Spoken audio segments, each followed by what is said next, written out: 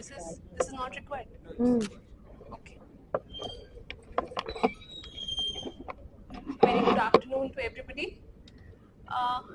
So I am Pankaj Khurana and I come from. Is it working? Yeah, is it audible? Okay.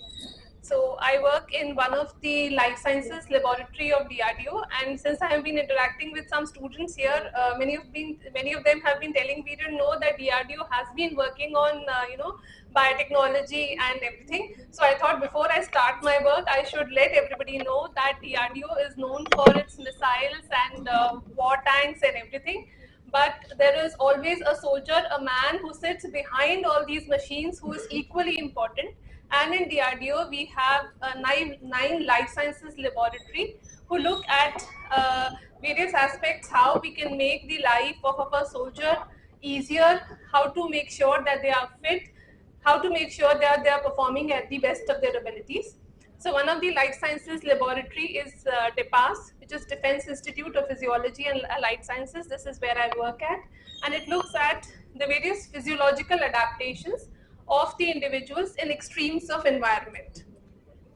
As we know, the Indian boundaries have almost all types of extremes of environments, ranging from high altitude in the north to deserts in the west to dense jungles in the east and to deep sea areas in the south. So our manpower is located at in these extremes of environment, and the one extreme of environment which I am particularly and this laboratory is looking at is the high altitude regions in the north. So when the human body is exposed to these extremes of environment, there are many changes that occur. So any altitude which is considered more than 2,500 meters can be considered high altitude, and in this, the human body might experience various physiological changes ranging from headache to dizziness to smaller reaction times to to even having grave conditions like having cerebral edema or pulmonary edema, which might be life threatening also. So other than the things that actually bring about these changes in the physiology of the human body, one of the major factor is hypoxia. Hypoxia meaning lack of oxygen, and this lack of oxygen, which is like our lifeline, brings about changes in almost all the central organs of the body, and the human physiology and the human body actually needs to adapt to these kinds of this stress. The adaptation of the acclimatization of the human body to these extremes of environment can occur within minutes, as you might see, like our hyperventilation and the cardiac output and the heart rate. That is, we tend to breathe much faster. So there are certain responses that occur within minutes. There are certain responses that take days to take place, and sometimes like we have to increase our RBC levels, our hemo concentration, and so there are certain acclimatization processes which take months to happen. So when in my laboratory, which is the computational biology laboratory, we have been looking at various integrative biology approaches to see how the human body and how the omics profile of the individual changes once it is at the lower altitude versus when the body is exposed to the hyperbaric hypoxia. And just for explanatory purposes, my first diagram shows that there are differences in the molecular profile of an individual at low level in the sea level versus when it is at the high level. We started with having a large amount of molecular data of the control of the individuals at sea level versus individuals at high altitude. And the first thing that we started off was developing what are known as the core hypoxia responsive network. We tried, out of these billions of data points, we tried to identify, is there a kind of small sub-networks that we can bring in, and we published this paper on having a core hypoxia responsive network, wherein we could identify the important transcription factors in each of the sub-network. And so these were the 5 major responsive sub-networks or the pathways that were getting activated in hypoxia. We published this work, and then later on we moved on. We were actually looking out for some kind of a master regulator who would be kind of initiation, which could be, you know, kind of an initiation factor of why an individual, when exposed to high altitude, what is it that will, you know, biomolecularly will initiate all these responses. When we were looking at the transcriptomic profiles, we didn't actually we could build the hypoxia network, but we couldn't pin down a few transcription factors, a few proteins, who, you know, which might just give a kickstart to any experimental biologist कि हाँ ये हो रहा है, इस वजह से a person is acclimatizing. In this process, I came across one of the important biomolecule, which is microRNA, which actually sits above the transcription factors and actually brings about gene regulation. So, just to give you a small brief, that the microRNAs are something. These are kind of regulatory molecules, and once they bind to a particular miRNA, they will tend to degrade the mRNA. Even if the mRNA is formed, the mRNA will be degraded and the protein will not be formed. Now, since being a computer biologist, I don't know how many of you would understand the AND and the NOR and the XOR gates. Basically, every microRNA, we identified that in this network, we could actually find some kind of gates that will actually allow the signal to pass, whereas others that will, although there is a connection, but the signal will not pass. So we identified these triplet molecules, which is known as the transcription factor, the microRNA, and the gene.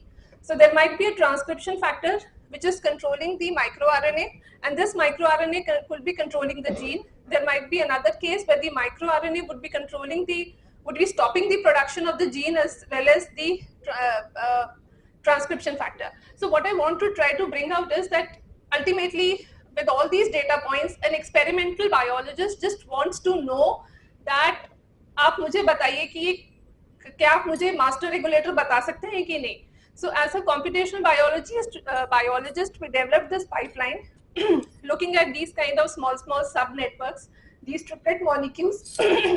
We built this microRNA transcription factor gene co-regulatory network for the transcriptomic profiles that we had. And we published this pipeline in the microRNA. Since we could do all this in the lab, for the benefit of our experimental biologists, we converted them into graphical usage, into online web servers.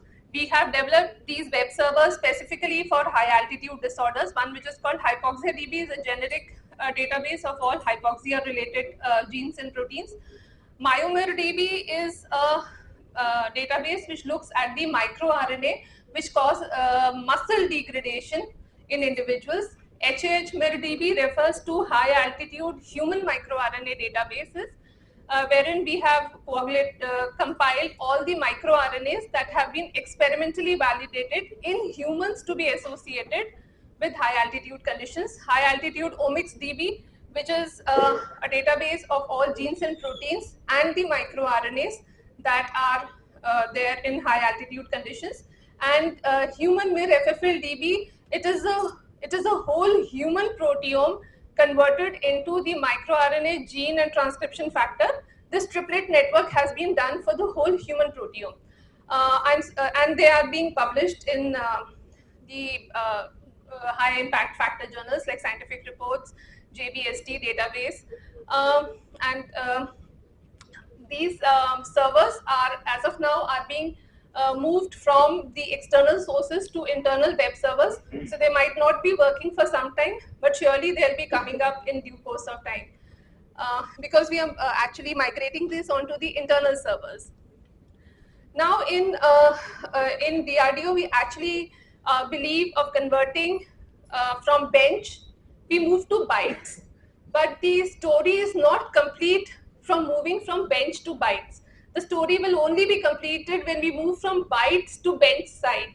That is when we are actually able to, from all these databases, from all these data sources, we are actually able to improve the life of a person in high altitude. So with this aspect, we analyzed all this data, and we were actually looking out for some kind of master regulator. So we repeated this analysis, putting all the data together.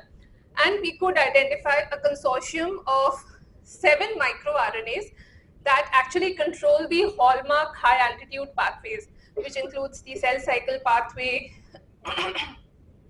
the HIF signaling pathways, the oxidative stress responses, the cytokine signaling. So these were like hallmark responses, and we were looking out for some kind of a master regulator. So we used extensive network biology approaches to get down to these 7 microRNAs. Coincidentally, it is always for a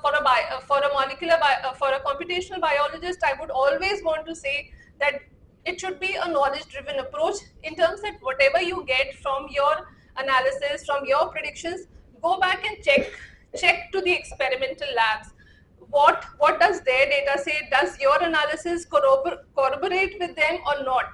If not, then try to reanalyze, try to modify your parameters so that at least you have a proof of concept before this. So for doing this, we looked at the, for all proprietary purposes, I'm not sharing the names of the microRNAs. When we looked at the expression profile of these microRNAs in individuals which are high altitude natives versus individuals who are newly arrived lowlanders, the second says that lowlanders who have like arrived to the high altitude versus lowlanders, meaning people who are at the sea level.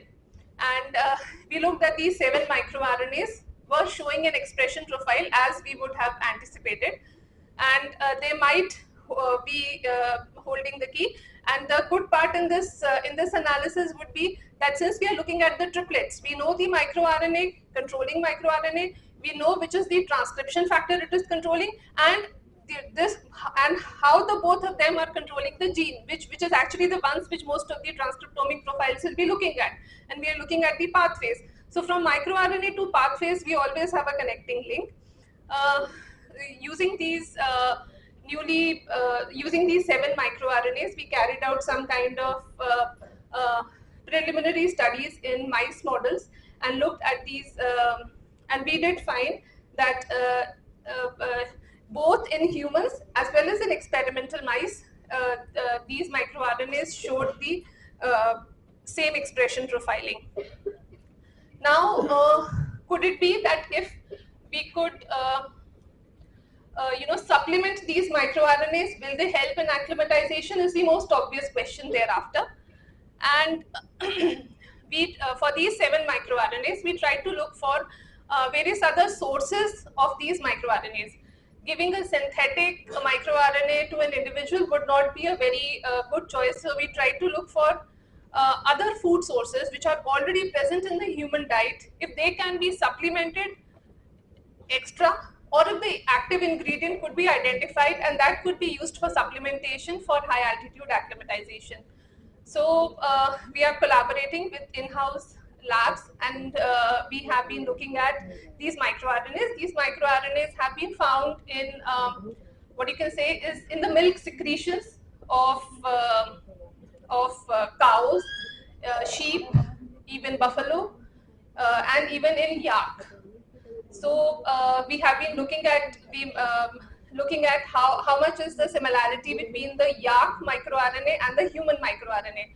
If they are the same, we could supplement yak milk, buffalo milk for supplementation. We are looking at the secondary structure stability of these microRNAs, whether they can survive through the gut microbiota to actually enter into human circulation and still be bioactive. We are looking at the circulatory stability of these microRNAs, and not recently, I'll say it's like almost like 4 years now, that at that time NutriMIDs, which is nutrition or dietary derived microRNAs, had itself being conceptualized, and these are actually known as silver bullets, as in these are microRNAs that are present in our normal food.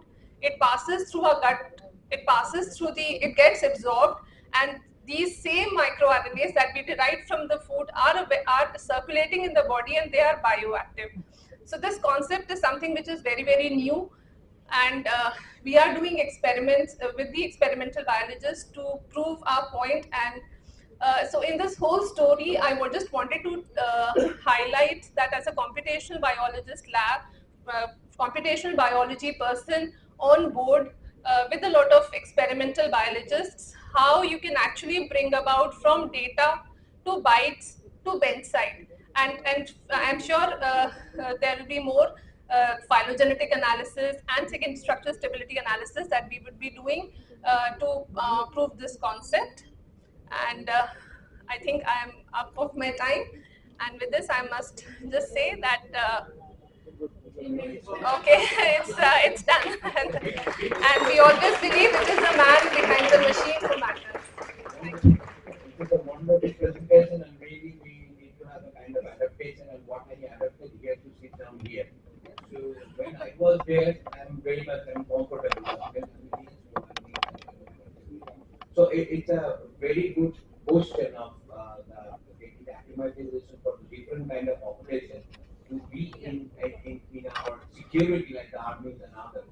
So I can take two questions here. Just very nice talk. So the recent report, not so recent reports of various genotype associations, association of genotypes with genes involved in impaired response to antibiotic hypoxia in many high-level populations all over the world. Are you thinking of including those genotype data also in your models that you are presenting? That when we talk about physiological approaches, there are certain things which are called acclimatization. That is how the body with whatever genotype we have, we try to acclimatize to this. The genotype that you are talking is an adaptive mechanism. That is, we are born with this. Yes. So there are certain gift factors that we are born with, and there are certain risk factors that we are born with. Having a risk factor, how you acclimatize better is this part of the study. Looking at the adaptive responses, an individual who is born with some kind of gift factors for acclimatization would be a separate part of the story, not this part of the story. But in Yes. populations, there is selection. Yes. Natural selection for those alleles which are associated. Yes. Sure, sir. But the thing is, only people are coming from the different backgrounds, different ecological. Okay. So another question. Thank you very much for the nice talk. So maybe I missed it. So the microRNAs which you showed this 7, are you targeting them with this nutrient microRNAs or this was like different? We are trying to supplement them. So we are saying that these are master regulators, which are probably not present in individuals who are not able to acclimatize. So when an individual goes to high altitude, some might acclimatize, whereas some they don't. They tend to develop diseases. So there must be some kind of supplementation that we can give, right? Okay, and these 7. These 7s might be, because these 7s are master regulators, which are actually bringing about now start adapting, and they are not getting activated in an individual. Yeah. So the supplementation of these 7 might help an individual give that initial boost to acclimatize. So. Thank you so much for the question. So I have just a particular point. If there is any kind of mitochondrial efficacy increase, mitochondrial efficacy, if you think about that is a powerhouse. So I'll talk to you later because this is a time short. So this is a question came into my mind. There is, sir. Thank you so much. Sir. Thank you. Thank you.